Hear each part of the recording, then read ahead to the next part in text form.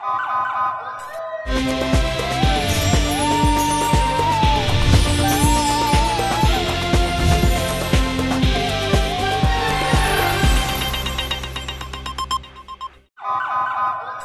पहले नजर डालते हैं अब तक की bulletin.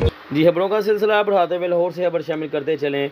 Madam Bushra Hashmi CEO golden queen of social worker और doctor Mohammad Adris Siddiqui president Punjab culture association ने कहा कि अफवाज पाकिस्तान के जवान बेमिसाल कुर्बानियों की लाजवाल दस्ताने रकम कर रहे हैं।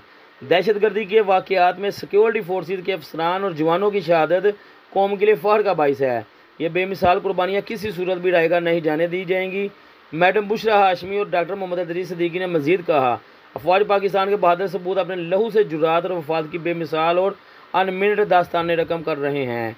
कौम को अपने बहादुर बेटों की कुर्बानियों पर नाज है और ये कुर्बानियाँ किसी भी सूरत रायगा नहीं जाने देंगे। जी हनी लोशन 35 साल से इसी पे भरोसा है। दे यंगर हेल्दियर ग्लोइंग स्किन, यूं ही ग्लो करती रहो, just like you mom. Generation after generation care Honey lotion. Care से बेहतर क्या?